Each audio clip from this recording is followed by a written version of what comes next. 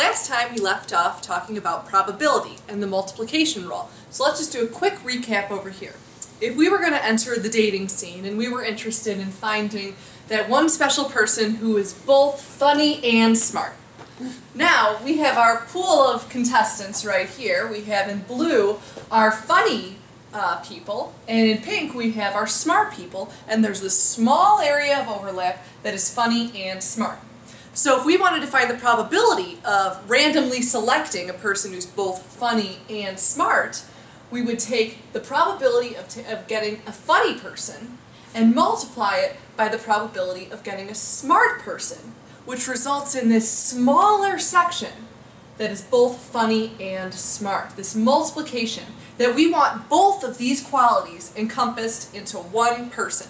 So we've really limited our pool. It's very difficult now to find someone who's both funny and smart in this pool of contestants because just the pink doesn't satisfy it and just the blue doesn't satisfy it.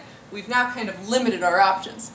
Now let's say that we were more open-minded and decided, okay, I'll settle for just someone who's funny or just someone who's smart. Now we're talking about this OR rule.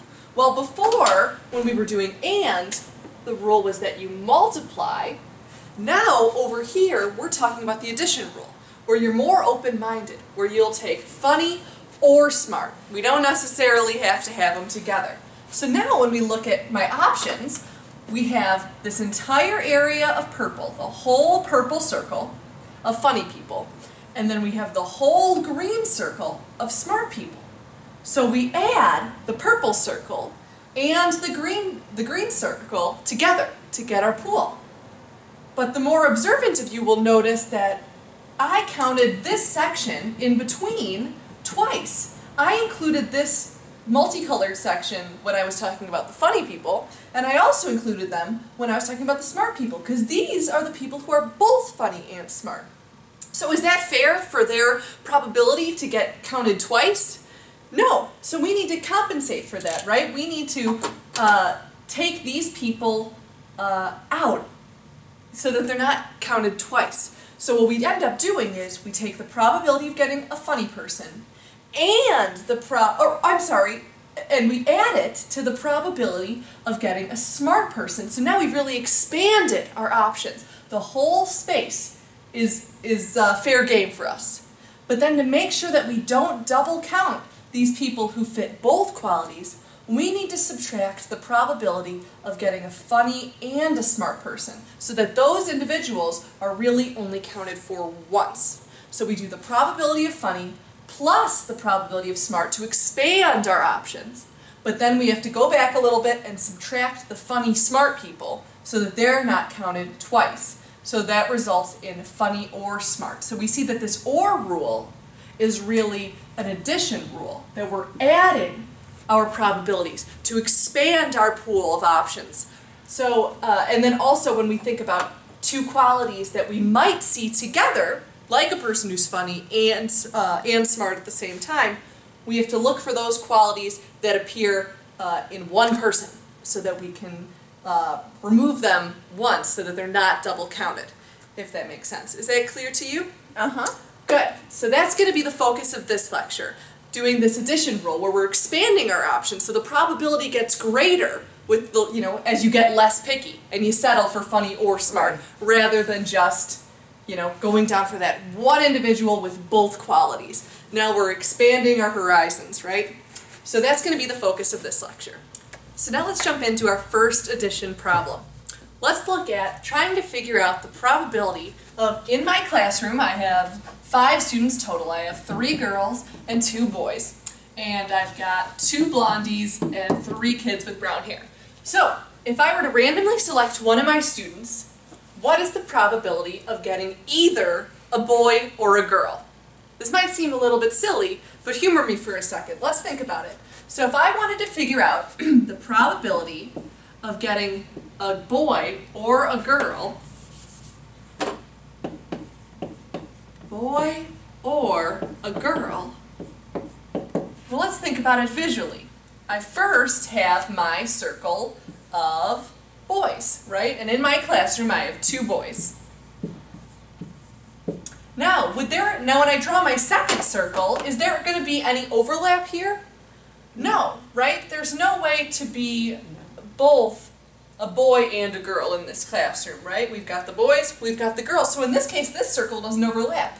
You can be a boy, you can be a girl, but there's nobody in the classroom who's both a boy and a girl. So we have our boy circle, and then over here, without any overlap, we have our 3 girls. So to find the probability of getting a boy or a girl, we're going to take that probability of getting a boy, which there's 2 boys out of 5 students, and we're just going to simply add that to increase our sample, our probability, our space, our options. So we have 2 out of 5 boys plus the 3 girls out of 5 students, and that gets us 5 out of 5, which equals 1, right? 100% of the class. So when the probability of getting either a boy or a girl is 100%. There's no other option, right? No matter who I pick here, they're going to fit what I'm looking for, either a boy or a girl. But there's nobody here that's both. So there's no need to subtract for double counting, right? So let's think about another quality where we look at both gender and hair color. 2 qualities that we can see overlapping now. So what if I wanted to figure out the probability of getting a girl or someone with brown hair? Let's think about that. So if I wanted to get either someone who is a girl or someone with brown hair. So the probability of a girl or brown hair. Now we learned earlier that or should put right in your mind that we want to add, right? Because we want to expand our horizons, right? We're opening up the samples. So if we just simply were going to add the girls and the brown hair students, what would we get? Well, how many girls do we have? 1, 2, 3. We have 3 girls out of 5 students. Now, how many brown-haired students do we have? 1, 2, 3. 3 brown-haired students out of 5 students total. And look at that. That gets us 6 out of 5. More than 100%, right? Does that seem right? No, it's impossible. That's impossible. Chance runs from 0 to 1, right? You can never go over 100%. There's that cap. So this clearly can't be right.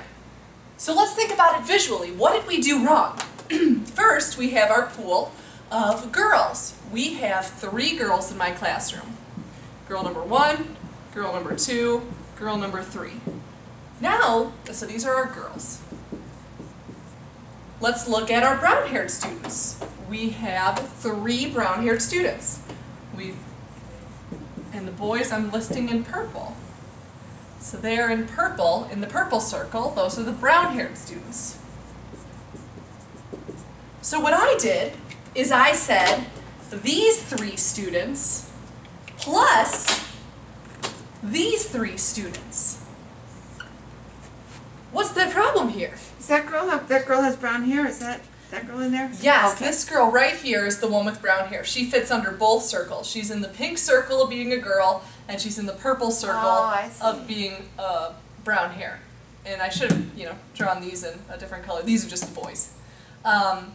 So we have one girl who I counted twice. I underlined the girls that I counted in yellow, and then I underlined the brown-haired students in blue. And this individual right here, she got counted twice.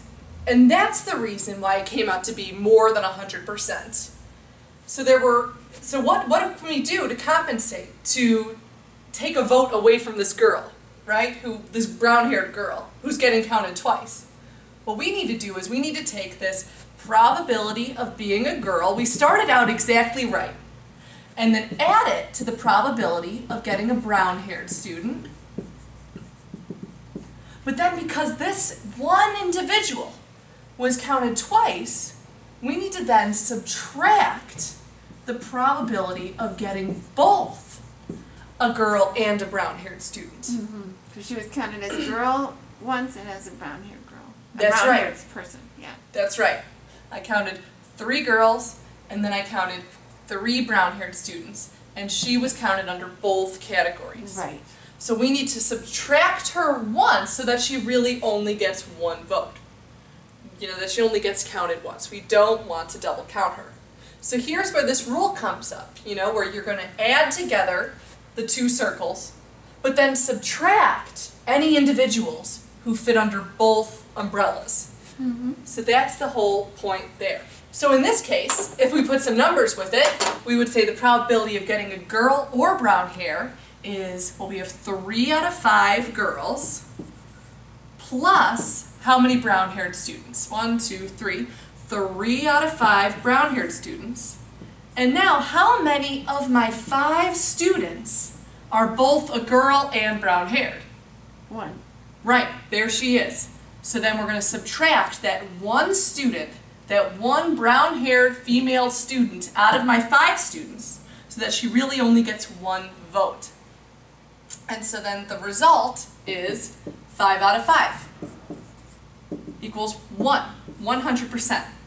And that makes sense, right? Any of these 5 students would fit what I'm looking for. She's a girl, he's got brown hair, she's a girl, he's got brown hair, and she fits both my categories. So no matter who I pick, they satisfy what I'm looking for.